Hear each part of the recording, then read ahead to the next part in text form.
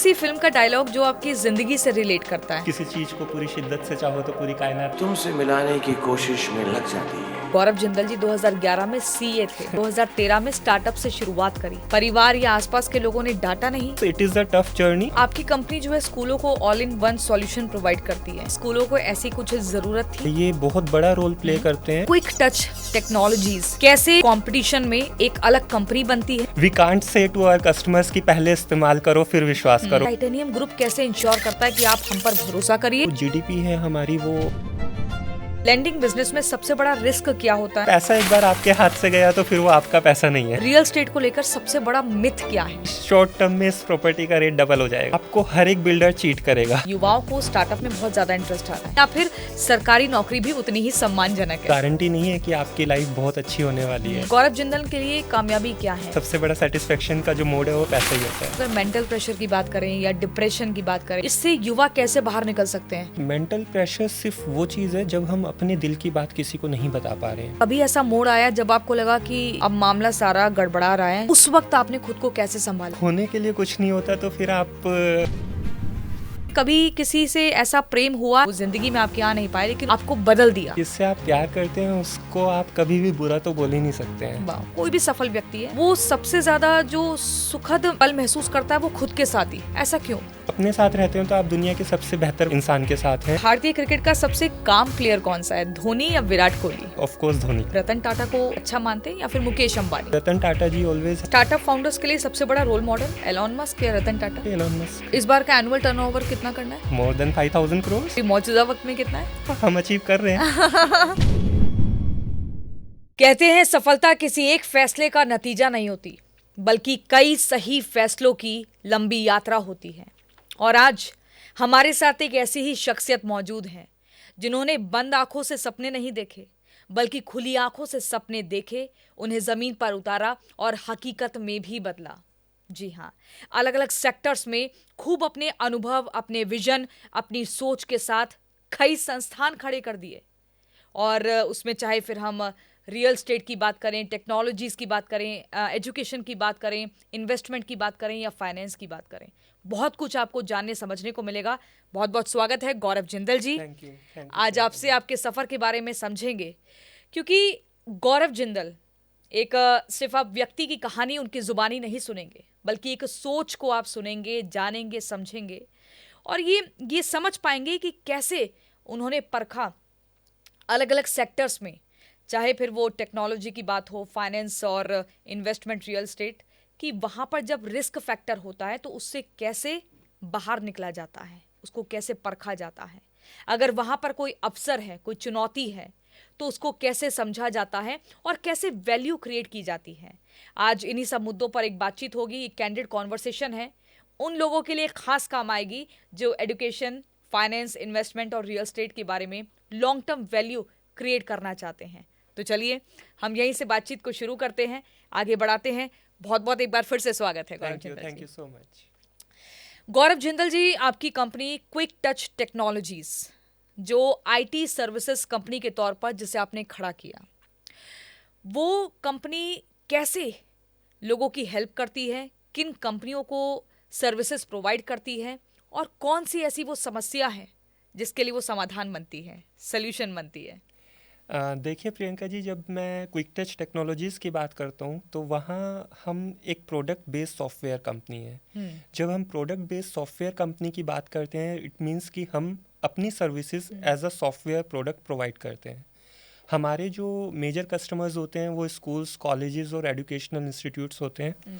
Bye this company we are trying to provide a solution to the schools and colleges कि जितना भी उनका administrative task है हम उसको ऑटोमेट कर सकें। हमारी कोशिश ये है कि जो स्कूल्स के स्टेक होल्डर्स हैं, कॉलेजेस के स्टेक होल्डर्स हैं, including parents, including teachers, including students, उनका एडमिनिस्ट्रेटिव वर्क में जितना टाइम ज़ाया होता है हम उसको कहीं ना कहीं सेव कर पाएँ, ताकि जो बचा हुआ टाइम है वो अपनी फैमिलीज़ के साथ और अपने प्रोडक्टिव कामों में लगा सकें। आजकल अगर आईटी की मैं बात करूं या एड टेक की मैं बात करूं तो कंपटीशन बहुत ज़्यादा है। ऐसे में क्विक टच टेक्नोलॉजीज़ कैसे उस कंपटीशन में एक अलग कंपनी बनती है और उसको क्या सस्टेनेबल बनाता है? देखिए, जब हम कंपटीशन की बात करते हैं तो मेरा मानना थोड़ा सा कंपटीशन को लेकर अलग है। ठीक है। मैं ये मानता हूँ कि जहाँ जहाँ ज़्यादा कंपटीशन है वहाँ वहाँ ज़्यादा मार्केट भी है। तो जो कॉम्पिटिटर्स हैं वो हमें हमेशा मोटिवेट करते हैं कुछ और अच्छा करने के लिए। और रही बात हम अपने आप को कैसे सस्टेन करें, तो आईटी में सस्टेनेबिलिटी की सिर्फ एक सिंगल डेफिनेशन ये है कि हम अपने आप को लोगों की ज़रूरतों के हिसाब से अपडेट करते रहें। अच्छा, क्विक टच की अगर मैं बात करूं, कई सारे स्कूल्स और इंस्टीट्यूशंस उसके साथ जुड़े हुए हैं, तो ऐसे में मुझे ही बताइए गौरव जिंदल जी कि उसने ग्राउंड लेवल पर प्रैक्टिकली क्या बड़ा इम्पैक्ट डाला है। इम्पैक्ट यही है प्रियंका जी कि जब हम स्कूल्स कॉलेजेस को ऑब्जर्व करते हैं, ग्राउंड लेवल पर हम उनको ऑब्जर्व करते हैं, तो हम देखते हैं there is a communication gap. Communication gap between the trustees, communication gap between the teachers and students, communication gap between the teachers and parents, gap between the students and their parents as well. So by this product we are trying to bridge that gap by the way of technology. So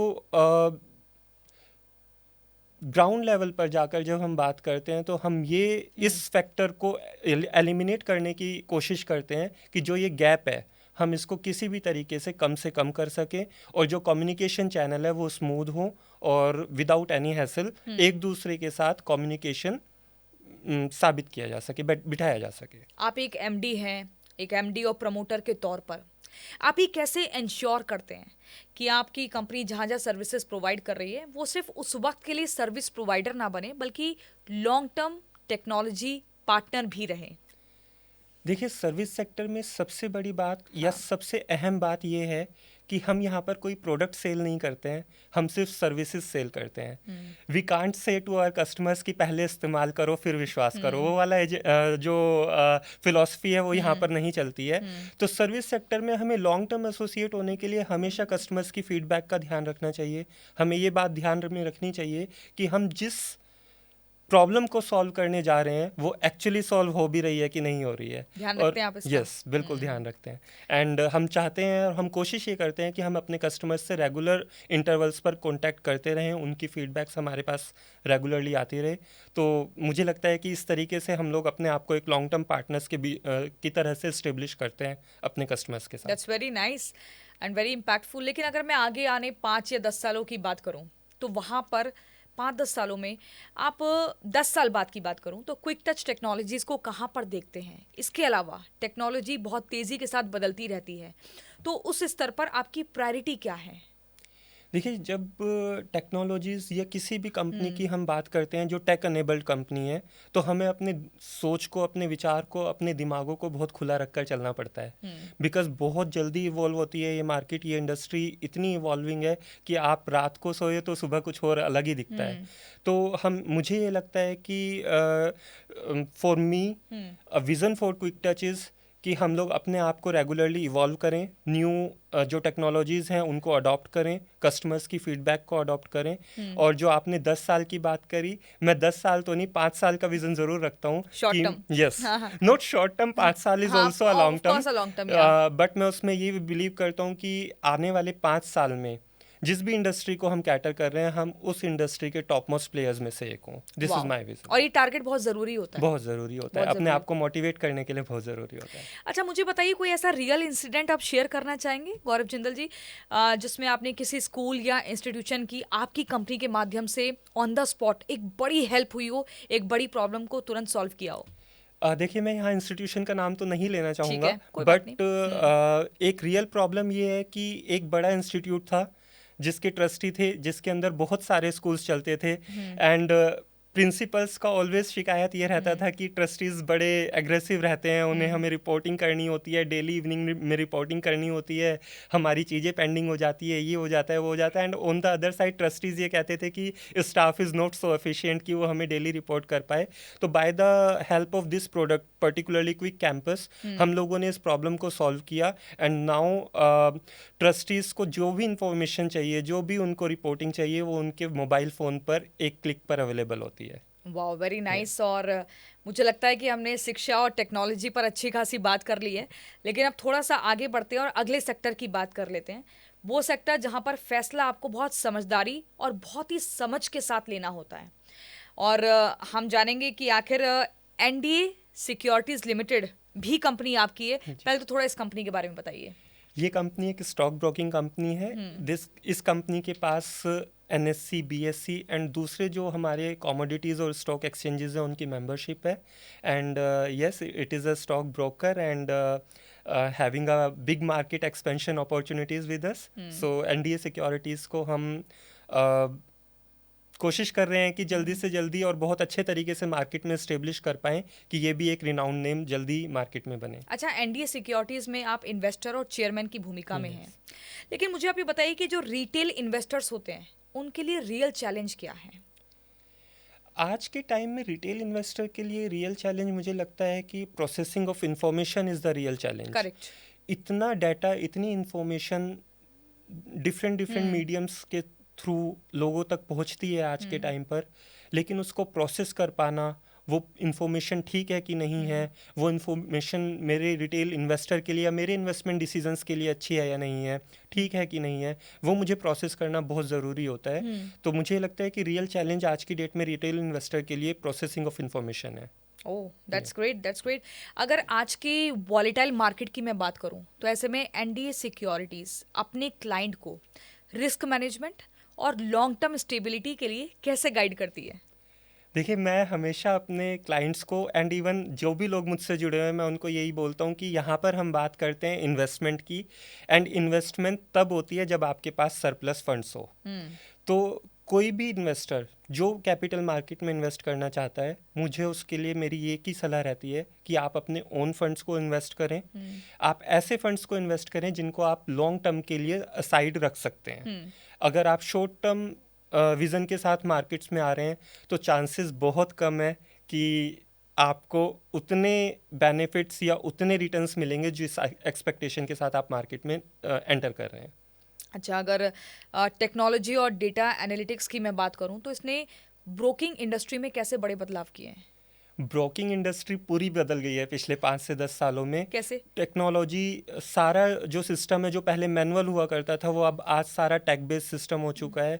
हमारे exchanges, हमारे regulators सब technologies को promote करते हैं। और मुझे भी ये लगता है कि क्योंकि आज हम जेन जी के साथ या नोट मिलेनियल्स तो अब दूर ही हो गए हैं, जेन जी के साथ हम डील करते हैं, तो हमें लगता है कि टेक सेवी होना बहुत ज़रूरी है। एंड इसी टर्म्स में जो ब्रोकिंग का बिजनेस है वो पूरा चेंज हो चुका है and everything is being technology driven now. तो एनडीए सिक्योरिटीज इस बदलाव में खुद को कैसे अलाइन कर रही है? एनडीए सिक्योरिटीज बहुत हैविली टेक इंफ्रास्ट्रक्चर पर इस टाइम इन्वेस्ट कर रही है। एंड हम लोग ये चाहते हैं कि जो चीज़ें ऑलरेडी मार्केट में हैं और जो चीज़ें मार्केट में आने वाली हैं, हम उनसे कंधे से कंधा मिलाकर आगे चल सकें। और हम ये चाहते हैं कि हम अपने कस्टमर्स को वो सारी चीज़ें, वो सारी सर्विसेज हम उनको प्लेट पर दे सकें जो कोई और दूसरा ब्रोकर दे रहा है या जो इंडस्ट्री में आने वाली पूरा प्लेटर आप सजा के देना चाहते हैं। We want to serve a bouquet services. बस आप चाहते हैं कि उस सर्विस का मौका मिले हमें।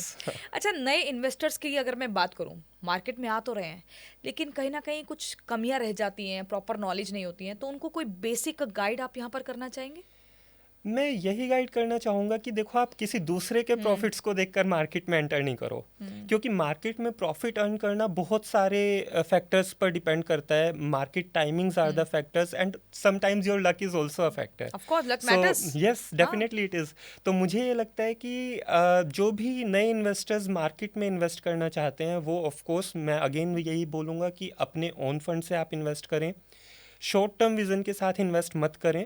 आपको अगर आपके एक्सपेक्टेड रिटर्न्स मिल गए हैं तो आप उनसे एग्जिट ले लो, कोई प्रॉब्लम नहीं है। लेकिन अगर आपके ओन फंड्स हैं तो आप लॉन्ग टर्म के लिए विजन बनाकर इन्वेस्ट करें मार्केट में। डेफिनेटली आपके रिजल्ट्स, आपको जो बेनिफिट्स हैं, आपके जो रिटर्न्स हैं वो बहुत अच्छे होंगे। अगर मैं एनडीए सिक्योरिटीज के भविष्य की बात करूं तो आप किस तरह के ब्रोकरेज या एडवाइजरी कंपनी के रूप में स्थापित करना चाहते हैं? मैं इसको एक हाइब्रिड मॉडल के ऊपर लेकर जाना चाहता हूँ, जिसमें ऑफ कोर्स रिटेल क्लाइंट्स होंगे ही होंगे और साथ में हम जो traditional ways of doing business हैं वो भी इसमें ब्लेंडेड होगा। बिकॉज मुझे ये लगता है कि trust is a main factor जो ब्रोकर के साथ इस्टेब्लिश करना बहुत ज़रूरी है।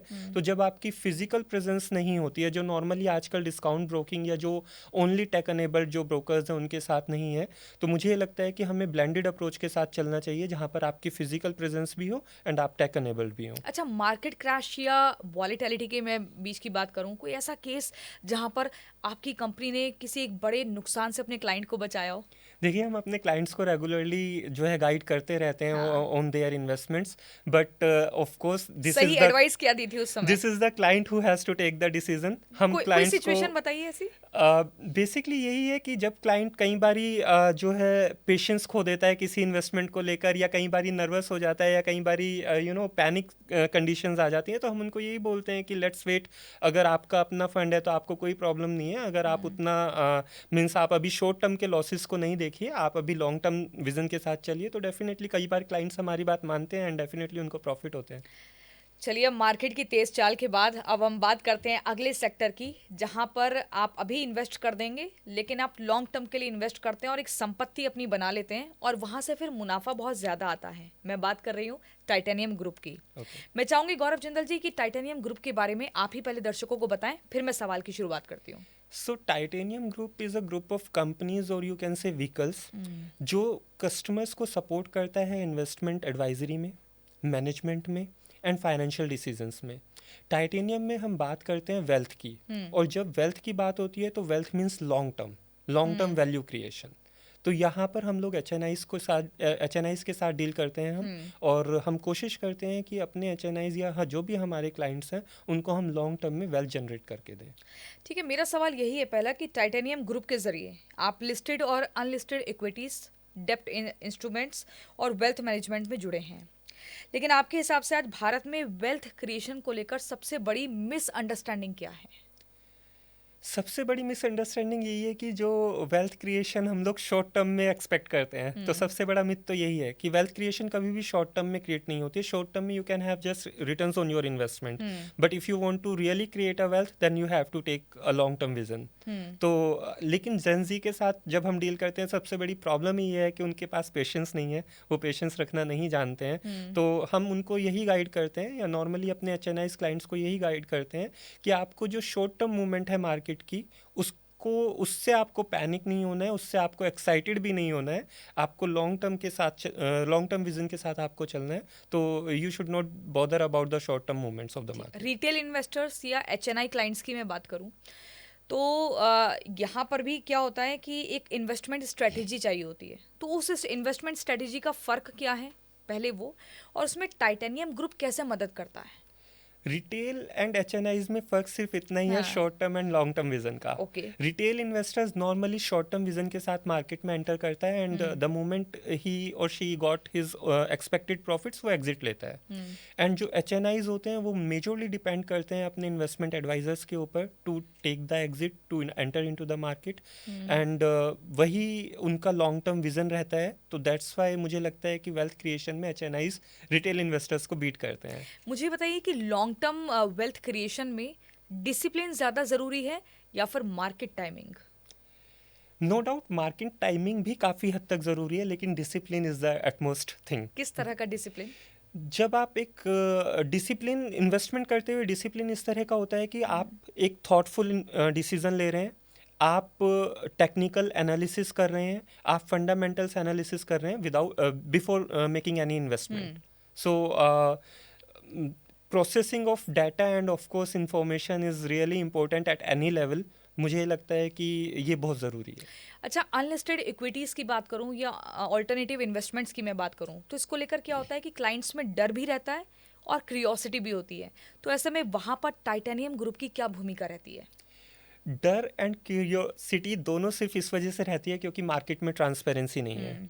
अनलिस्टेड या ऑल्टरनेटिव जो सिक्योरिटीज़ हैं वो कहीं ना कहीं हमारे लिस्टेड स्पेस में नहीं है डेफिनेटली। इस वजह से यहाँ पर जो transparency with respect to price, with respect to fundamentals हैं, वो कहीं ना कहीं मिस है मार्केट से। तो being the person in the titanium group, being the member of the titanium group, मैं यही चाहूँगा कि हम इस बारे में ये काम ज़रूर करें कि कोई भी एक ऐसा मैकेनिज़्म हम डेवलप करें by the way of technology, जिससे कुछ प्राइसिंग को लेकर and fundamentals of the investee company को लेकर ट्रांसपेरेंसी मार्केट में आ सके। इन्वेस्टमेंट एडवाइजरी को लेकर हमेशा एक ट्रस्ट फैक्टर भी बहुत बड़ा रोल अदा करता है। भाई आप ट्रस्ट कैसे डेवलप करेंगे? तो वहाँ पर टाइटेनियम ग्रुप कैसे इंश्योर करता है कि आप हम पर भरोसा करिए, हम आपको जो एडवाइस दे रहे हैं वो सही भी दे रहे हैं, कारगर भी होगी और आपको मुनाफा भी होगा? देखिए, ट्रस्ट तो ओवर द पीरियड ही बनता है। पहले दिन तो ट्रस्ट नहीं बनता है, लेकिन अगर आप पहले दिन उस कन्विक्शन के साथ अपने क्लाइंट को डील कर रहे हैं, आप ट्रांसपेरेंसी के साथ डील कर रहे हैं, तो कहीं ना कहीं जो आपका कम्युनिकेशन चैनल है, जो आपकी ऑरा है, वो क्लाइंट को कहीं ना कहीं कम्युनिकेट होता है कि yes, this person is good, this person is talking serious and this person is like talking transparent. तो मुझे लगता है कि transparency is the one thing जो आपको ट्रस्ट क्रिएट करने में बहुत हेल्प करती है। यस, देखिए, प्रॉफिट या लॉस हर एक क्लाइंट का अपना एक रिटर्न ऑन इन्वेस्टमेंट है। ऐसा नहीं हो सकता कि हम लोग इम्यूनिटी लेकर आए हैं कि जो एडवाइस हम करेंगे वो हमेशा प्रॉफिटेबल ही होगी। ऐसा कभी भी नहीं होता है, बिकॉज मार्केट बहुत सारे फैक्टर्स पर डिपेंड करती है। बट अगर आप अपने क्लाइंट के साथ ट्रांसपेरेंसी के साथ चल रहे हैं, तो मुझे लगता है कि over the period trust build होता है। आने वाले समय में वेल्थ मैनेजमेंट इंडस्ट्री में आप क्या बड़ा बदलाव देख रहे हैं, और क्या उसके लिए टाइटेनियम ग्रुप जो है वो तैयार है, या तैयारी के लिए वो क्या कदम उठा रहा है? देखिए, मुझे ऐसा लगता है कि जैसे जैसे इंडियन इकोनॉमी ग्रो कर रही है, and even our prime minister has vision of around 2047 to be a developed country, तो मुझे लगता है कि जो जीडीपी है हमारी, वो ऑफ कोर्स ग्रो करेगी। एंड जब जीडीपी ग्रो करेगी तो people will tend to invest. जो आज रिटेल इन्वेस्टर है, कल को वही HNI बनने वाले हैं। तो मुझे लगता है कि इस इंडस्ट्री में पर्टिकुलरली बहुत बड़ा बूम आने वाला है। एंड बीइंग टाइटेनियम ग्रुप, हम लोग अपने आप को रेडी कर रहे हैं एंड करते रहेंगे to cater the needs of the industry and needs of the people. Well said, absolutely. अब हमने वेल्थ क्रिएशन की बात तो कर ली है, अब थोड़ा सा कदम आगे बढ़ाते हैं, अगले सेक्टर की तरफ बढ़ते हैं, जहाँ पर आपका धैर्य बहुत ज़रूरी है, आपका निर्णय बहुत ज़रूरी है कि सोच समझ कर ले रहे हैं, और आपकी समझ भी बहुत ज़रूरी है। और हम बात कर रहे हैं स्टैंडर्ड कैपिटल मार्केट की। तो मैं एक बार फिर से चाहूँगी गौरव जिंदल जी कि आप पहले स्टैंडर्ड कैपिटल मार्केट दर्शकों को समझाएं। तो स्टैंडर्ड कैपिटल मार्केट एक फाइनेंशियल इंस्टीट्यूशन है, regulated by Reserve Bank of India है। इन दिस कंपनी हम लोगों को फाइनेंसिंग फैसिलिटीज़ प्रोवाइड करते हैं, और एक इसका अलग सेगमेंट ये है कि हम डिस्ट्रेस एसेट्स को रिजॉल्व करते हैं by the way of NCLT, by the way of CIRP। Standard Capital market में अगर मैं देखूं तो आप इन्वेस्टर और चेयरमैन की भूमिका में हैं। लेंडिंग बिजनेस में सबसे बड़ा रिस्क क्या होता है, और आप उसे इवेल्युएट कैसे करते हैं? सबसे बड़ा रिस्क तो यही है कि पैसा एक बार आपके हाथ से गया तो फिर वो आपका पैसा नहीं है, उसको रिकवर करना तो ऑफ कोर्स बहुत बड़ी बात है। बट हम लोग कोशिश यही करते हैं कि जो हमारी पॉलिसीज़ हैं, जो हमारे SOPs हैं, उसके थ्रू हम रिस्क असेसमेंट अच्छे से करें। हम जिस भी क्लाइंट को या जिस भी कस्टमर को हम लोग लैंडिंग कर रहे हैं, हम उसकी रीपेमेंट कैपेबिलिटीज़ को एसेस करें, एंड उस हिसाब से हम अपने डिसीज़न बनाएं कि हमें किस क्लाइंट को उसकी कैपेसिटीज़ के हिसाब से कितना लैंड कर सकते हैं हम लोग। CIRP के दौरान वैल्यू क्रिएशन और रिकवरी बैलेंस के बीच तालमेल कैसे बनाया जाता है? That is really a tough question, because इसमें हमारे पास जो इन्फॉर्मेशन है वो बहुत कम होती है। CIRP is a corporate insolvency resolution process, and इस प्रोसेस के बारे में अगर थोड़ा सा ब्रीफ करूं तो फाइनेंशियल क्रेडिटर किसी भी कॉरपोरेट डेटर का उसको लेकर जाता है कॉरपोरेट इंसॉल्वेंसी में, और बेसिकली प्रमोटर कभी भी नहीं चाहता है, या जो एंटरप्रेन्योर होता है वो कभी भी नहीं चाहता है कि मेरी कंपनी CIRP में जाए, और उसी वजह से वो सपोर्ट नहीं कर रहा होता है जो भी रेजोल्यूशन प्रोफेशनल्स होते हैं उनको, to provide all the information. तो due to lack of information, assessment of what recovery could be happen, वो बहुत टफ होता है। तो वहाँ पर कहीं ना कहीं बहुत रिस्क होता है। फिर भी हमें एक रिस्क मिटिगेटेड अप्रोच लेनी होती है, जिससे हम अपनी रिकवरीज और वेल्थ क्रिएशन को या वैल्यू क्रिएशन को बैलेंस करके चलते हैं। ठीक है, आज भारत में स्ट्रेस्ड एसेट्स को लेकर एक बहुत ही नेगेटिव अप्रोच है, लेकिन आपकी कंपनी इसको अपॉर्चुनिटी के रूप में कैसे देखती है? देखिए, हम हमेशा ये बिलीव करते हैं कि किसी एक पर्सन का एक्सपेंस दूसरे पर्सन की इनकम होती है, एंड स्ट्रेस एसेट मैं ये तो नहीं बोलूँगा कि सब जगह ही कहीं ना कहीं मिस अप्रोप्रिएशन ऑफ फंड से होता है। कई बार बिजनेसेस भी ऐसे होते हैं जो प्रमोटर या एंटरप्रेन्योर तो बहुत अच्छे से चला रहा होता है, but due to industry conditions, market conditions, वो बिजनेस सर्वाइव नहीं कर पाता है। तो स्ट्रेस एसेट के केस में हम ऑफकोर्स अपॉर्चुनिटी इसलिए देखते हैं बिकॉज वो एसेट हमें कहीं ना कहीं डिस्काउंटेड वैल्यूज़ पर मिलता है, एंड फिर हम कोशिश करते करते हैं कि उन एसेट्स को हम रिवाइव कर पाएँ, उन एसेट्स को हम प्रॉपर पोजीशन में लाकर उनको उन कामों पर लगाया जाए जो कामों पर उसके पिछले प्रमोटर ने सोचा था। ठीक है। लैंडिंग और रेजोल्यूशन बिजनेस की अगर मैं बात करूं तो इसमें पेशेंस और डिसीजन मेकिंग का क्या रोल रहता है? Of course it's a business of patience only because जो CIRP जो प्रोसेस है वो एक तो इतना, although it is a time bound process, but फिर भी उसमें कई बारी जितना टाइम हमें रेगुलेटर्स देते हैं उससे बहुत ज़्यादा टाइम उसमें लग जाता है, तो हमें अपना पेशेंस तो लूज़ नहीं करना चाहिए। And as far as lending business is concern, yes decision has to be a well thought decision. हमारे जो SOPs या पॉलिसीज़ हैं वो उतनी स्ट्रिंजेंट होनी चाहिए या उतनी स्ट्रॉन्ग होनी चाहिए कि हमारे जो डिसीजंस हैं वो कहीं ना कहीं to the best possible decisions रहें। Of course again I am saying कि इम्यूनिटी लेकर कोई नहीं आया, लॉसेस सबको लग सकते हैं, but it has to be a balanced approach. Standard Capital Market का भविष्य आप क्या देखते हैं कि भविष्य में वो किस तरह का मुकाम उस कंपनी को हासिल होना चाहिए? बीइंग अ लैंडर मैं कभी भी ये नहीं चाहूँगा कि बहुत सारे बोरोवर्स हों इंडिया में। मैं यही चाहूँगा कि लोग अपनी इनकम से ही अपने एक्सपेंसेस बियर कर रहे हों। But yes, in terms of expansion always हमें लैंडिंग फंड्स की रिक्वायरमेंट पड़ती है, जिसके लिए हम लोग ऑलवेज अवेलेबल हैं। And as far as Standard Capital Market is concern, again I am saying that I would like to see it in the prominent lenders of the India. ठीक है। फाइनेंस और फैसलों के बाद अब हम आगे रुक करते हैं और आगे बढ़ते हैं अब ज़मीन से जुड़े मुद्दों पर, रियल स्टेट जिसे कहते हैं। और ज़मीन से जुड़े जब मुद्दों की हम बात करते हैं तो ये वही ज़मीन है जो देश की, भारत की ग्रोथ में एक बड़ी नींव की भूमिका निभाती है। हम बात कर रहे हैं स्टैंडर्ड इंफ्राकैप सर्विसेज लिमिटेड। गौरव जिंदल जी, पहले इंट्रोडक्शन इस कंपनी का आप ही देंगे। इंट्रोडक्शन इस कंपनी का यही है कि ये कंपनी रियल एस्टेट सेक्टर में काम करती है। एंड इस कंपनी में हम लोग कुछ रेजिडेंशियल प्रोजेक्ट्स, कुछ कमर्शियल प्रोजेक्ट्स या फिर अपनी कुछ रियल एस्टेट इन्वेस्टमेंट्स हम लोग करते हैं इसमें, जिससे हम लोगों को rental incomes and other sources of revenues आते हैं। ठीक है। Standard Infracap services real estate sector में काफ़ी एक्टिव हैं, लेकिन आज के समय में रियल स्टेट को लेकर सबसे बड़ा मिथ क्या है? रियल स्टेट को लेकर 2-3 मिथ्स हैं बेसिकली मार्केट में। सबसे पहला कि फ्रॉम द इन्वेस्टर्स या from the buyers point of view कि शॉर्ट टर्म में इस प्रॉपर्टी का रेट डबल हो जाएगा, that is only a myth. वैसा कभी भी नहीं होता है। दूसरा कि आपको हर एक बिल्डर चीट करेगा, तो ऐसा भी कभी नहीं होता है। You have to examine the background of the builder before investing, and of course if it is doing good, तो बहुत ज़रूरी नहीं है कि आप बहुत बड़े ब्रांड्स के साथ काम करें, छोटे बिल्डर्स भी अच्छा काम करते हैं।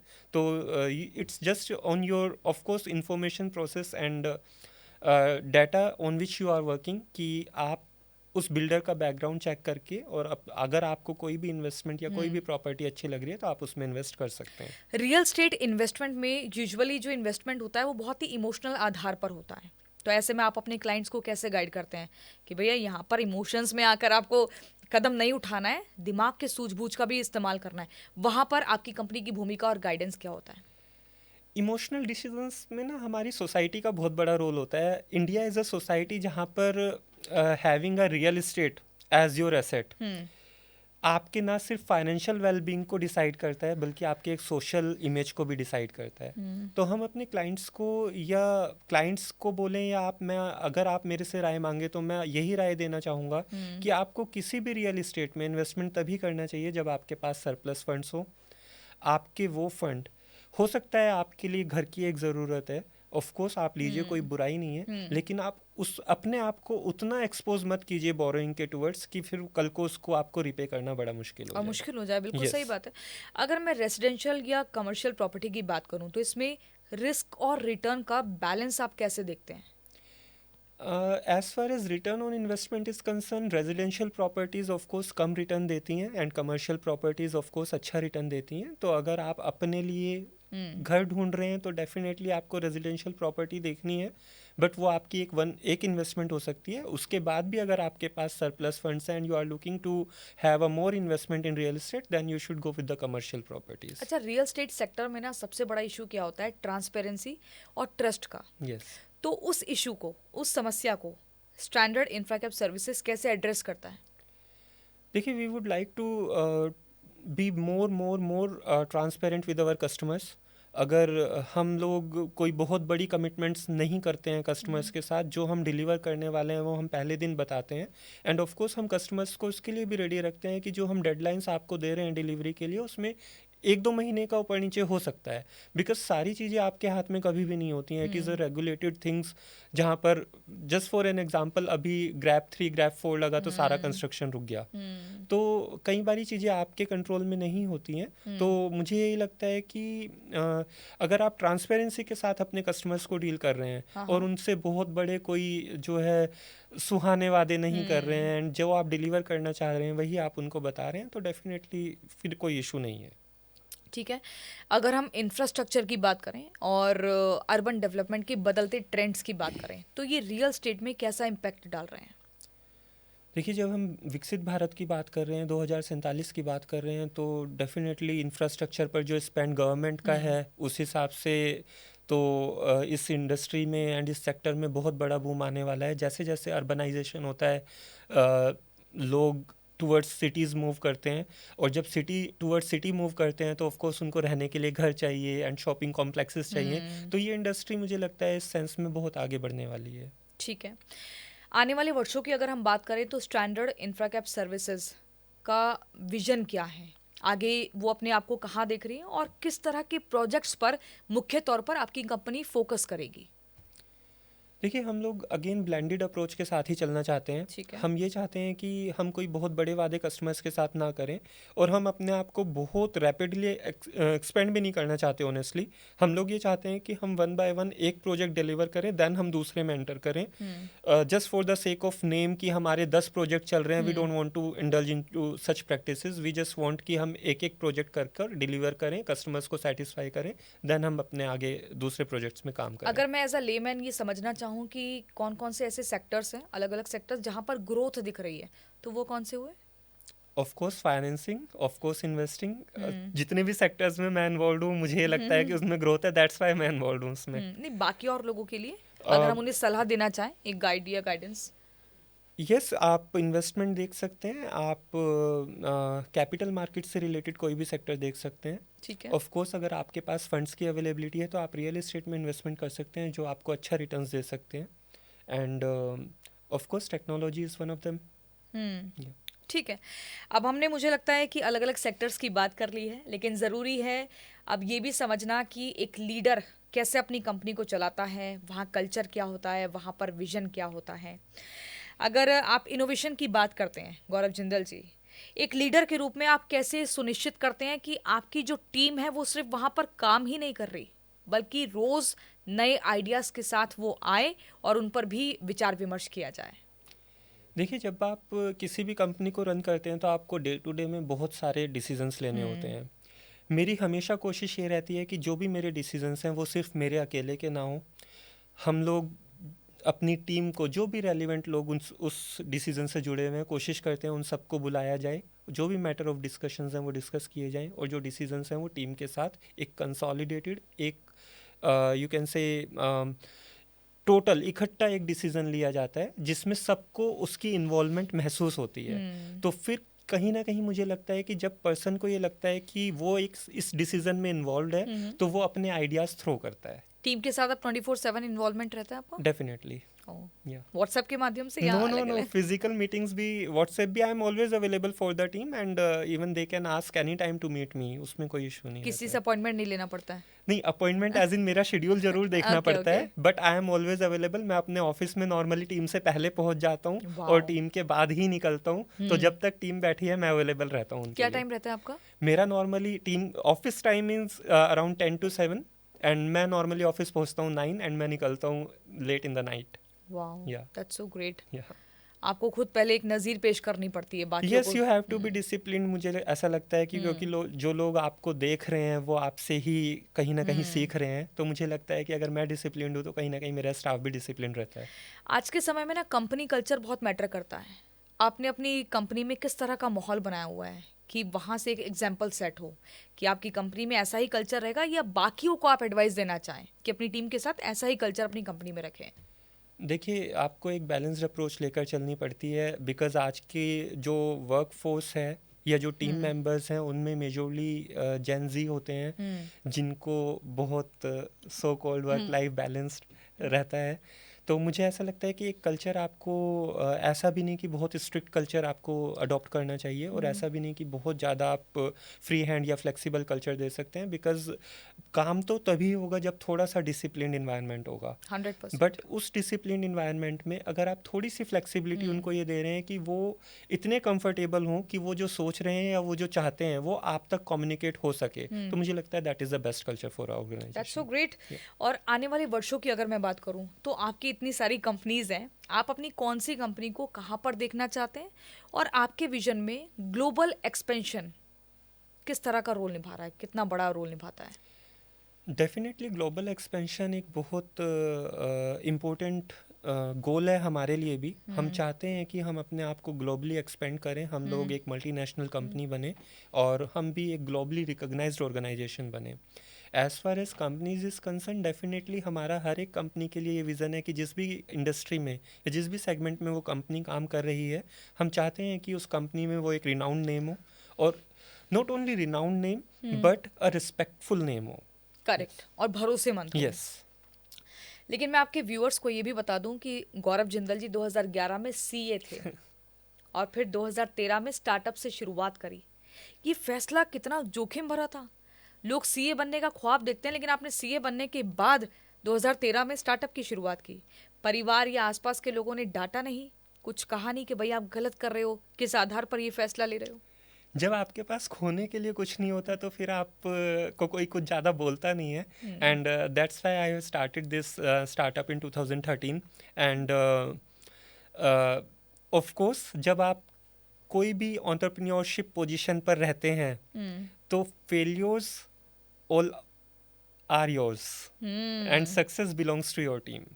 Correct. तो आपको Well said. अपने आप को उतना स्ट्रॉन्ग करना होता है कि जब आपकी लाइफ में फेलियर्स आए, जो डेफिनेटली आते हैं, बिकॉज इम्यूनिटी लेकर तो कोई भी नहीं आया इस लाइफ इस धरती पर, तो जब फेलियर्स आए तो आप अपने आप को पॉजिटिव रखें, आप अपने आप को मोटिवेटेड रखें।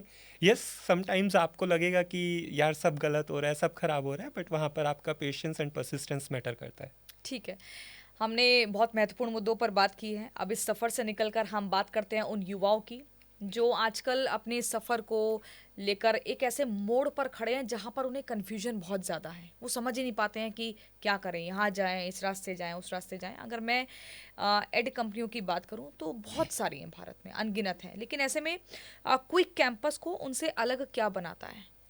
देखिए, हम हमेशा ये बोलते हैं कि हम लोग एक एडटेक कंपनी नहीं है। ठीक है। एडटेक इज़ अ वर्ड जो हमारे एजुकेशन एंड टेक्नोलॉजी दो वर्ड से मिलकर बना है।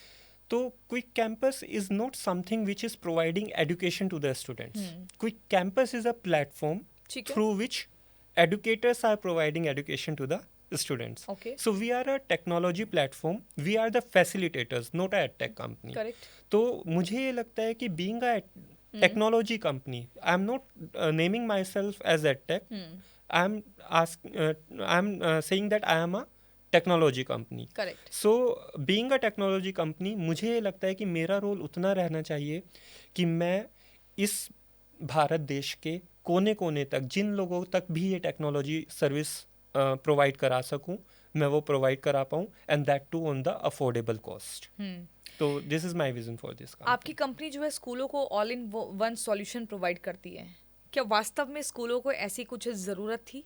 यस, डेफिनेटली ये बहुत बड़ा रोल प्ले करते हैं, बिकॉज जो भी हमारे एडमिनिस्ट्रेटिव टास्क होते हैं स्कूल्स एंड कॉलेजेस के, हम उसको एक सिंगल सॉल्यूशन के थ्रू सॉर्ट करते हैं, ऑटोमेट करते हैं। तो इससे बहुत ज़्यादा टाइम जो एडमिनिस्ट्रेटिव टास्क या फिजिकल रिकॉर्ड्स मेंटेनेंस के लिए लगता था स्कूल के टीचर्स का, पेरेंट्स का या फिर ट्रस्टीज़ का, वो हम लोगों ने एलिमिनेट किया है। तो this is definitely a meaningful solution for the school. आजकल जो भी स्टार्टअप्स अपनी शुरुआत करते हैं ना, तो उनसे पूछा जाता है कि आपकी कमाई कैसे हो रही है। तो ऐसे में अगर मैं क्विक टच या क्विक कैंपस के रेवेन्यू सोर्स के बारे में जानना चाहूँ तो वो आप क्या बताएंगे? तो रेवेन्यू सोर्स हमारा प्रोडक्ट एज अ सर्विस है। हम लोग सर्विस एज अ सॉफ्टवेयर हम लोग प्रोवाइड करते हैं, और हम लोग सब्सक्रिप्शन मॉडल पर अपना प्रोडक्ट जो है प्रोवाइड करते हैं, विच इज़ बेसिकली अ पर स्टूडेंट पर मंथ मॉडल। ठीक है। But we try to make it so affordable कि किसी भी स्कूल्स या कॉलेज या इंस्टीट्यूशन को या किसी भी पेरेंट को इस सॉल्यूशन को अडॉप्ट करने से पहले ये सोचना ना पड़े कि यार ये बहुत कॉस्टली है। तो एंड क्लाउड बेस्ड टेक्नोलॉजी की सबसे बड़ी खूबसूरती यही है कि इसमें आपको स्केलेबिलिटी पर एडिशनल चार्ज नहीं लगता है except the charges of data storage. ठीक है, so that is the thing I guess. Okay, ये आपने रेवेन्यू मॉडल बता दिया है, लेकिन कभी ऐसा मोड़ आया जब आपको लगा कि अब मामला सारा गड़बड़ा रहा है, डाउन जा रहे हैं और वहां पर नुकसान भी आपने झेला हो और आपको लगा हो कि अब नहीं हो पाएगा, उस वक्त आपने खुद को कैसे संभाला? पहले तो वो सिचुएशन बताइए, क्या ऐसा आया था? ऐसी सिचुएशंस नॉर्मली बहुत रेगुलर आती रहती हैं हमारे साथ। पछतावा होता होगा ना कि सीए क्यों छोड़ दिया? नहीं, ऐसा पछतावा तो नहीं, डिसीजंस पर रिग्रेट तो नहीं है honestly, but yes it is a tough journey, but tough at the same time adventurous. तो अच्छा लगता है, मज़ा आता है। तो उस समय खुद को मोटिवेट कैसे करते हैं? कभी दोस्तों से बात कर ली, कभी खुद से बात कर ली, एंड कभी कुछ जो है ऑनेस्टली बुक्स रीड कर ली, बस इतना ही रहता है। कौन सी बुक अभी रिसेंटली रीड की है? ज़ीरो।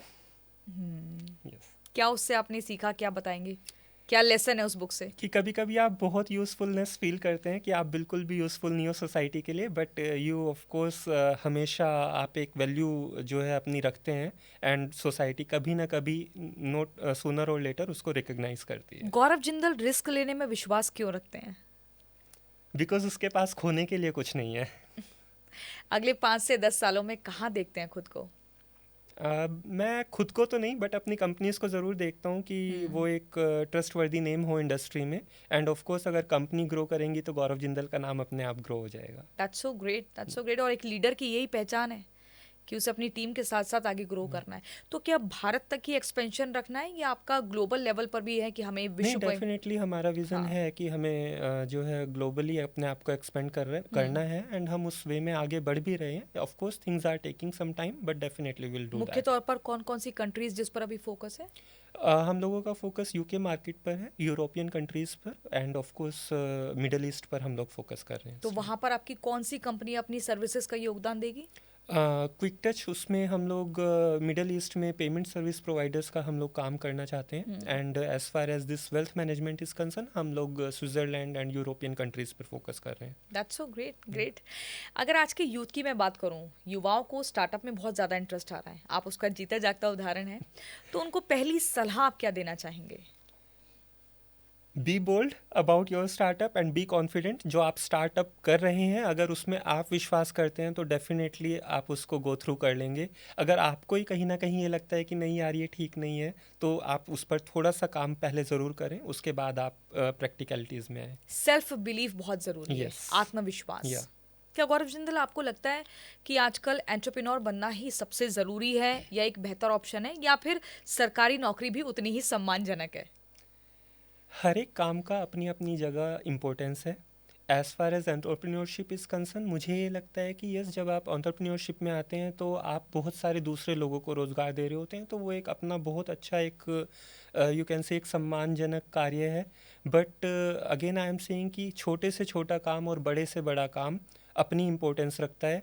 सरकारी नौकरियां नहीं होंगी तो सरकारें भी कैसे काम करेंगी, तो वो भी अपनी जगह इम्पोर्टेंट है। बट जिस तरह की इकोनॉमी या जिस तरह का देश हमारा है, ऑफ कोर्स उसमें अगर आप एंटरप्रेन्योरशिप जर्नी में जाते हैं तो डेफिनेटली आप सिर्फ अपने घर को नहीं चलाते, आप बहुत सारे दूसरे लोगों को भी रोजगार के माध्यम देते हैं। तो मुझे रिस्क लगता है लेने से अगर नहीं डरते हैं तो तो एंटरप्रेन्योर एंटरप्रेन्योरशिप बनिए, में जाना और अगर चाहिए। रिस्क से डर लगता है तो सरकारी नौकरी की तैयारी करिए। किसी भी नौकरी की तैयारी करिए, नॉट 100%। ओनली सरकारी। हाँ, सही बात है। यस, आपकी उम्र अभी बहुत कम है, आई एम 34। 34 है। Yeah. लेकिन अगर हम देखें, अगर 20 साल वाले गौरव जिंदल को आपके सामने आप देख रहे हैं, तो आप क्या सलाह देना चाहेंगे आज के अपने अनुभव के आधार पर?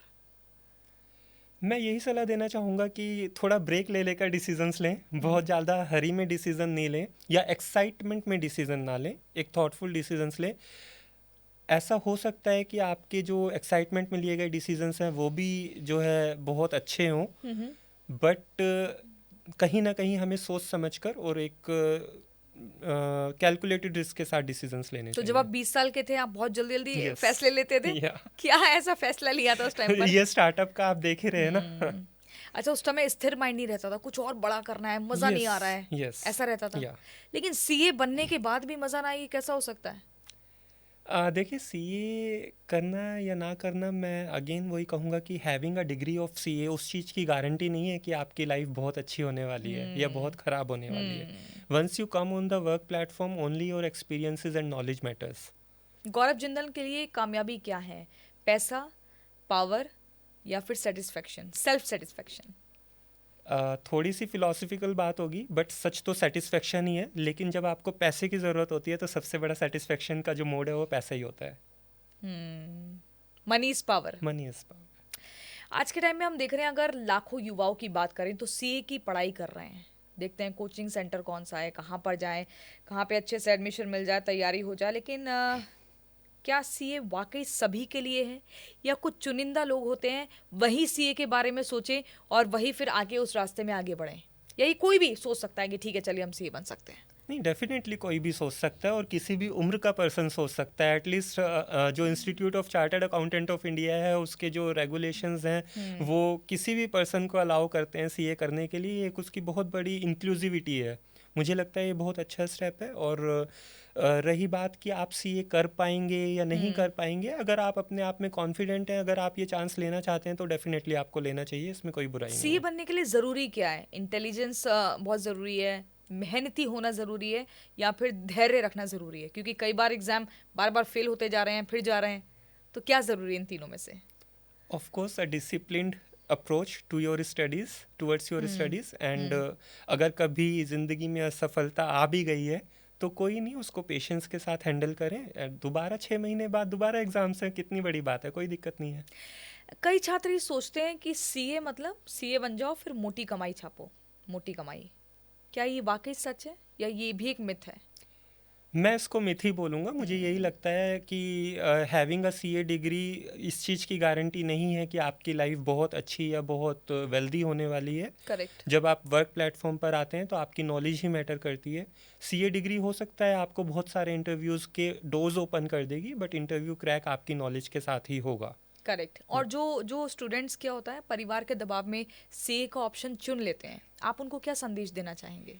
मैं उनको यही बोलना चाहूँगा कि बी अ बिट करेजियस. जो आपके दिल में है वो आप अपने पेरेंट्स को ज़रूर बताएं. क्योंकि कई बारी जब हम किसी भी डिसीज़न को या किसी भी मन की बात को अपने पेरेंट्स या अपने क्लोज वन तक कन्वे करने में डिले कर देते हैं तो वो कहीं ना कहीं खतरनाक हो जाती है, हानिकारक होती है. 100%. Yes. और उसके बाद अलग अलग कदम भी उठा लेते हैं. Yes. अगर आज के टाइम में कोई एक छात्र सीए बनने का एक संकल्प ठान ले तो कितना वक्त लगता है सीए बनने में? Approximately 3 to 4 years I guess. अगर कोई अच्छे से डिसिप्लिन वे में रहकर काम कर रहा है, पढ़ाई कर रहा है, तो आई गेस 3 से 4 साल में सीए की जा सकती है. अच्छा, 11वीं और 12वीं के छात्र को अगर हम देखें, कोई 11th या 12th में है, तो फिर सीए की पढ़ाई के लिए कैसे उसे तैयारी करनी है? देखिए, फंडामेंटल्स आपके 11th एंड 12th से स्टार्ट हो जाते हैं. तो मुझे लगता है कि बहुत ज़्यादा डिस्ट्रैक्ट ना हो. अगर आप 11th और 12th में हैं तो पहले उसी चीज़ को बहुत अच्छे फोकस से आप पढ़ाई करें, समझें उसको. उसके बाद सीए होती चली जाएगी, कोई दिक्कत नहीं है. सीए बनने के लिए सिर्फ कोचिंग पर निर्भर रहें या फिर सेल्फ स्टडी भी मायने रखती है? डेफिनेटली सेल्फ स्टडी बहुत मायने रखती है. एंड इवन आफ्टर अगर आप कोचिंग ले भी रहे हैं तो भी आपको सेल्फ स्टडी तो करना ही पड़ेगा. विदाउट सेल्फ स्टडी तो आप सीए क्लियर नहीं कर पाएंगे. और अगर आप कोचिंग लेने की सोच भी रहे हैं तो मुझे ऐसा लगता है कि आप ऑनलाइन क्लासेस या रिकॉर्डेड क्लासेस ना लें, बिकॉज उसमें डिसिप्लिन नहीं बनता है. आई वुड अगेन से कि आप फिजिकल क्लासेस में जाएं, क्योंकि एटलीस्ट आपको एक डिसिप्लिन मिलेगा कि इस टाइम क्लास में पहुंचना है, सुबह 6 बजे पहुंचना है, तो you will get up and reach at the हाँ, वो एक बना रहेगा, ऑडिटोरियम. प्रेशर बना रहेगा. लेकिन वही मैं आपसे ये भी समझना चाहती हूँ, अगर मेंटल प्रेशर की बात करें या डिप्रेशन की बात करें या कंपैरिजन की बात करें, इससे युवा कैसे बाहर निकल सकते हैं? क्योंकि किसी ना किसी के अंदर या तो कंपैरिजन की भावना होगी, या डिप्रेशन होगा, या मेंटल प्रेशर होगा. देखिए, मुझे ये लगता है कि मेंटल प्रेशर सिर्फ वो चीज़ है जब हम अपने दिल की बात किसी को नहीं बता पा रहे हैं. And mental pressure leads you to the depression. हाँ. तो मुझे लगता है कि आप अपने क्लोज वन को, अपने लव्ड वंस को, अपने पेरेंट्स को अपने दिल की बात ज़रूर बताएं. यस, ऑफ कोर्स हो सकता है वो इनिशियली आपको डांट दें या आपकी बात ना माने, but you have to make them convince. You have to show your courage कि नहीं मुझे ये ठीक नहीं लग रहा है या मुझे ये ठीक लग रहा है, और उसके ऊपर उसके पीछे आपकी एक रीजनिंग होनी चाहिए जो जस्टिफाइबल होनी चाहिए। तो जो मेंटल प्रेशर है वो सिर्फ इस बात से रिलीज हो जाएगा अगर आप अपनी दिल की बात किसी के साथ भी शेयर कर रहे हैं तो। हाँ, मन में नहीं, मतलब वो Yes. बोझ नहीं रहना Yes. चाहिए। आपने एक साझा कर दी, वहां से भी जवाब आ गया, तो Yes. कहीं ना कहीं आप मानेंगे अब आप Relaxed. थोड़ा रिलैक्स्ड भी हैं और बहुत हल्का फील हो रहा Yes. है। ठीक है, अगर हम देखें आज के समय में अगर सीए की बात करें तो उसको कौन कौन सी फील्ड में जाना बेहतर हो सकता है या ऑप्शंस हो सकते हैं? कॉर्पोरेट, स्टार्टअप्स, फिनटेक या फिर कुछ और, फाइनेंस वगैरह, आप कुछ समझते हैं? देखिए कोई रिस्ट्रिक्टेड फील्ड नहीं है। हाँ, सीए का एक सबसे बड़ा फ़ायदा ये है कि आपको बहुत सारे बिजनेसेस एक्सप्लोर करने मिलते हैं। आप बहुत सारे जो है प्रोमोटर्स या बिजनेस ओनर्स के साथ इंटरेक्ट करते हैं अपनी इंटर्नशिप के दौरान, अपनी आर्टिकलशिप के दौरान। तो बीइंग सीए मुझे लगता है कि आप एक वर्सेटाइल पर्सन बन जाते हैं जिसको बहुत सारी इंडस्ट्रीज़ की बहुत सारी नॉलेज होती है। तो कोई रिस्ट्रिक्शन नहीं है, जिस भी चीज़ में आपका इंटरेस्ट है आप उसमें आगे बढ़ें, कोई दिक्कत नहीं है। नहीं फिर भी अगर आप कोई सलाह देना चाहें? Of course I would say कि स्टार्टअप करो, एंटरप्रेन्योर बनो। क्योंकि उसी के आप उदाहरण हैं।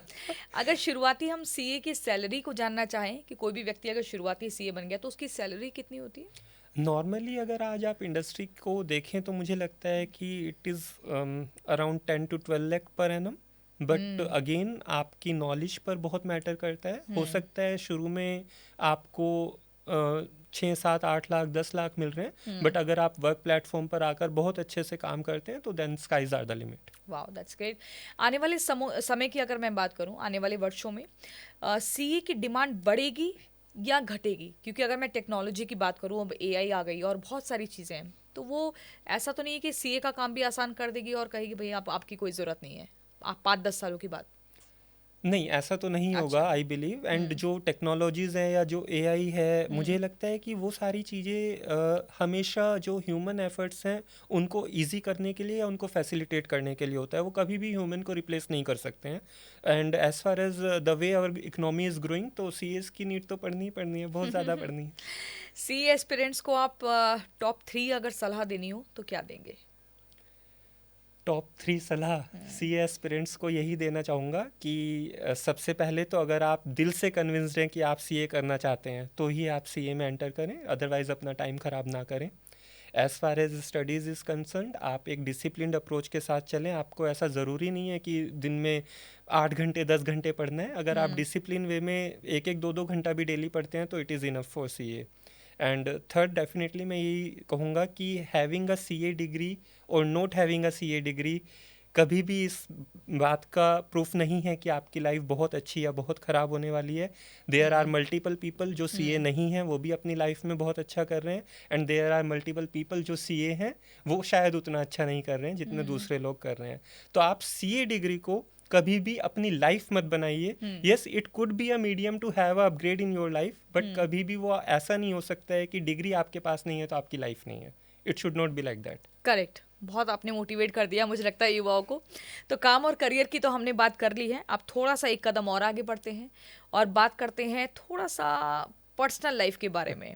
क्योंकि कुछ रिश्ते जीवन में ऐसे होते हैं, कई बार आपको भीतर से एकदम बदल देते हैं। गौरव जिंदल, मैं आपसे ये जानना चाहूँगी कि आपको ज़िंदगी में कभी किसी से ऐसा प्रेम हुआ कि वो प्रेम आप पूरा नहीं हो पाया, आप उस व्यक्ति को पा नहीं पाए, वो ज़िंदगी में आपके आ नहीं पाए, लेकिन उसने आपको बदल दिया और जब आप पीछे मुड़कर देखते हैं तो बहुत दर्द तकलीफ होती है या आप उसका शुक्रिया करते हैं?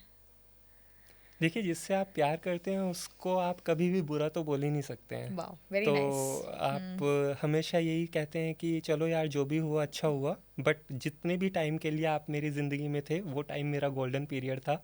And I always adored that time. Yes, of course सभी की लाइफ में कोई ना कोई आता है, कोई ना कोई जाता है। जितने भी टाइम के लिए आप हमारे साथ रहे वो बहुत अच्छा टाइम था।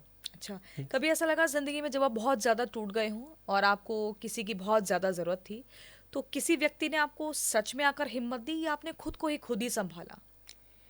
देखिए, अल्टीमेटली तो जो आपको काम करना होता है अपने ऊपर खुद ही करना होता है, बट जब आपके साथ कोई और हो तो आपकी हिम्मत थोड़ी सी बढ़ जाती है। एंड डेफिनेटली मेरी लाइफ में भी ऐसे बहुत से लोग हैं, जब जब मेरी हिम्मत टूटी तब तब उन लोगों ने मेरा बहुत साथ दिया। एंड वो फरिश्ता बनकर मेरी लाइफ में आए, और आज भी बहुत लोग हैं। अकेला तो कोई इंसान कभी आगे नहीं बढ़ता, ऑफ कोर्स बहुत सारे लोग आपके सपोर्ट में खड़े होते हैं, तब आप आगे बढ़ते हैं। अच्छा, जब जिंदगी में कहते हैं कि जब पैसा आ जाता है, जब पावर आ जाती है, जब आपकी पहचान होती है, पद होते हैं, कद होता है, तब कोई भी अगर आपको चाहने वाला आए तो क्या लगा आपको कि हाँ ये सच्चा व्यक्ति है, ये मुझे दिल से चाहता है, या फिर उस मोड़ पर जब आप कुछ हैं वहाँ पर रिश्तों की तस्वीर एकदम साफ दिखती है कि नहीं ये मतलब से आया है, ये मेरे पैसे और पावर के लिए आया है, ये गौरव जिंदल के लिए नहीं आया? देखिए, मुझे लगता है कि you should welcome everyone with the open arms, और जो लोग मतलब के लिए आए होंगे आपके पास, उनका मतलब पूरा होते ही वो चले जाएंगे, तो लेट देम गो। तो और जो लोग जेन्युइनली आपके लिए आए होंगे वो रुके रहेंगे एंड वो आपको सपोर्ट करते रहेंगे। तो मुझे लगता है कि जो लोग आ रहे हैं, आपको पहले ही फिल्टर पर उनको जज नहीं करना चाहिए। Let them come, let them go. लेकिन मुझे लगता है कि इस मोड़ पर आकर प्रोफेशनल रिश्तों में ज़्यादा इन्वॉल्व हो जाता है इंसान, बजाय मुझे लगता है पर्सनल रिश्तों के। डेफिनेटली आपकी प्रोफेशनल लाइफ ही आपका ओवरऑल लाइफ का 90% प्ले कर रही होती है। एंड जब आप एज के इस पड़ाव पर आ जाते हैं, तो आपका जो ग्रुप होता है या जो आपका फ्रेंड सर्कल होता है, सब कोई कहीं ना कहीं अपने बिजनेस में इन्वॉल्व होता है, तो आप बिजनेस टॉक्स ज़्यादा कर रहे होते हैं रादर देन पर्सनल टॉक्स। 100%। अगर आपके सामने आपके पिछले 5 साल पुराना वाला गौरव जिंदल सामने बैठे हों, तो आप उनको देखकर डांटेंगे कि भाई तुमने इस समय क्या कर रहे हो या क्या किया, या ये कहेंगे ठीक है जो फैसला लिया था वो एकदम सही था? देखिए, उस मोमेंट पर जब आप कोई भी डिसीजन ले रहे होते हैं, तो उस मोमेंट के हिसाब से तो वो डिसीजन बहुत अच्छा ही होता है। You always take a best decision, but definitely उसके outcomes on a later date कई बार गलत होते हैं, तो उसमें ठीक है, it's a part of life. आपको कभी भी रिग्रेट में तो नहीं रहना चाहिए, आपको चीज़ों से लर्न करना चाहिए। अगर वो अच्छे नहीं भी रहे हैं तो आप आगे के लिए थोड़ा सा कॉशियस हो जाओ, दैट्स इट। अपनी इस सफलता के पीछे किसी एक शख्स को आप थैंक यू कहना चाहते हैं या उनका नाम लेना चाहते हैं? नहीं, नाम तो नहीं लेना चाहते ठीक हैं है। Definitely, yes, but there are so many other people also, again my team, my office colleagues and of course in people in my personal life. Definitely उन सब के लिए थैंक्स तो है ही। अपने किसी स्कूल टीचर को याद करते हैं, उनकी कोई एक सीख जो आपको याद आती है कि उस वक्त उन्होंने एक बात ऐसी कही थी जो आज भी दिल में बैठी हुई है और काम करती है वो? ऐसा तो कॉलेज में? नो। शुरुआती जॉब में? देखिए, जो भी आज मैं हूँ या जो भी आज मैंने सब सीखा है, वो कहीं ना कहीं अपने हालातों से सभी अपने हालातों से एंड सभी लोगों के जो इनपुट्स हैं या फीडबैक्स हैं उनसे सीखा है। तो मैं ऐसे डेफिनेटली किसी को भी मार्क आउट तो नहीं कर पाऊंगा, बट यस, जो भी आज मैं हूँ उन सभी लोगों के सपोर्ट एंड उन सभी लोगों के गाइडेंस की वजह से हूँ। कौन सी ज़्यादा वेब सीरीज देखते हैं जिसमें बिजनेस टाइकून के बारे में बताया जाता है, या फिर नॉर्मल कोई भी जो भी ट्रेंडिंग में चल रही है? ऑनेस्टली कोई भी वेब सीरीज नहीं देखता हूँ। टाइम ही नहीं मिलता है, सिर्फ दिमाग रहता है कि कैसे डिजिट बढ़ानी है। No, it's not about digit, it's about कि आप अपने आप को फ्री टाइम में रिलैक्स कैसे करते हैं। हो सकता है बहुत सारे लोगों का को वेब सीरीज देखकर अपने आप को रिलैक्सेशन फील होता हूँ। मुझे नॉर्मली आपका क्या है अपने आप को रिलैक्स करने के लिए? Dancing and may be alone with yourself, the best person in the world. अच्छा, मैंने सुना है कि हमेशा जो भी बड़ा व्यक्ति होता है, बड़ा बिजनेस टाइकून होता है, कोई भी सफल व्यक्ति है, वो सबसे ज़्यादा जो सुखद पल महसूस करता है वो खुद के साथ ही, उसे अपने अकेलेपन से प्रेम हो जाता है। ऐसा क्यों? क्योंकि मेरे ख्याल से जब आप अपने साथ रहते हैं तो आप दुनिया के सबसे बेहतर इंसान के साथ हैं, और जो आपके थिंकिंग पैटर्न होते हैं वो डेफिनेटली मुझे लगता है हर एक इंसान के अलग अलग होते हैं। एंड जब आप अपने साथ होते हैं तो आप किसी ऐसे इंसान के साथ होते हैं जहाँ वो वेवलेंथ आपकी प्रॉपर्ली मैच कर रही होती है। फिर खुद को समझाते हैं कुछ? यस, ऑफ कोर्स, अपने साथ बात करना बहुत ज़रूरी है। यस, कि ये यार, ये इसको ऐसे कर ले, इसको ऐसे कर ले, इसको ऐसा नहीं होना चाहिए था, इसको yes, definitely it is good. ठीक है, वेरी नाइस। बहुत ही कैंडिड कॉन्वर्सेशन हमारी रही, और एक बार एक रैपिड फायर की भी हम शुरुआत कर लेते हैं, जो कि हमारे पॉडकास्ट का नियम भी है। ओके। तो पहला सवाल ये रहेगा कि भारतीय क्रिकेट का सबसे काम प्लेयर कौन सा है, धोनी या Virat Kohli? I am not too much cricket fan, but of course Dhoni. क्यों?